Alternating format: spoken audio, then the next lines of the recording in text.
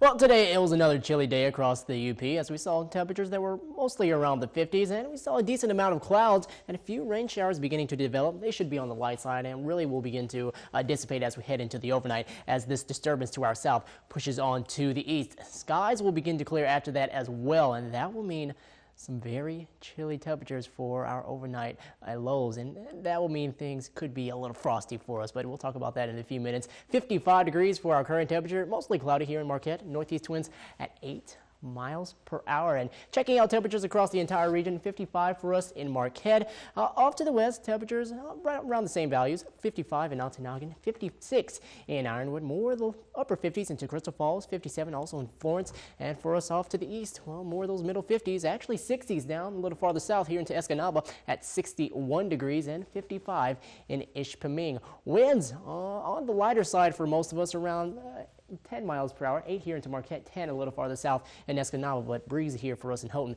at 18 miles per hour and across the entire state. Well, temperatures are mostly in the 50s and the 60s, 60 degrees in Escanaba, 56 in Gaylord, 57 in Sault Ste. Marie, and farther off to the south, 61 in Flint, and 60 degrees currently in Lansing. But let's go ahead and talk about our headlines because tonight we'll be looking out for patchy frost. So temperatures are going to be dipping down a little much, and it's definitely below average for this time of the year. Partly cloudy throughout the day on Tuesday as we'll get more sun than what we saw today, and then isolated rain chances return by the time we get our way closer to Wednesday. But we do have a frost advisory about for all of the counties that are shaded in blue, and that is until 9 a.m. tomorrow morning, 8 a.m. if you count Central Time, and just look out for patchy frost. If you do have any sensitive vegetation, make sure to either cover it or bring it inside the house. And let's go ahead and take a look at our setup as we do have this area of high pressure off to our west, providing that cool air mass into the region. And we're going to have a reinforcing shot of cool air, especially as we make our way closer to Wednesday. That will start to bring highs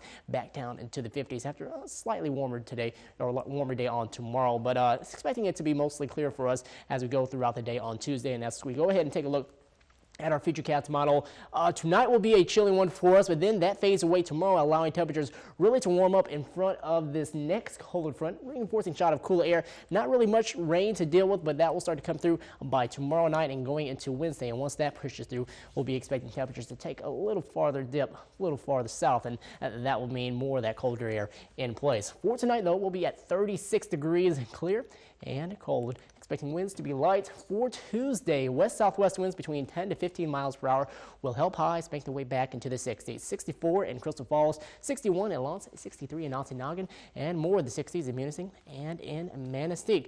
For our 7-day forecast, dry on Tuesday and a very small chance of a shower or two on Wednesday as highs back in the lower 50s. And we'll keep the 50s around for one more day on Thursday before heating back up heading into Friday at 63 degrees. And then our next rain chance comes in on Saturday with a high of 68.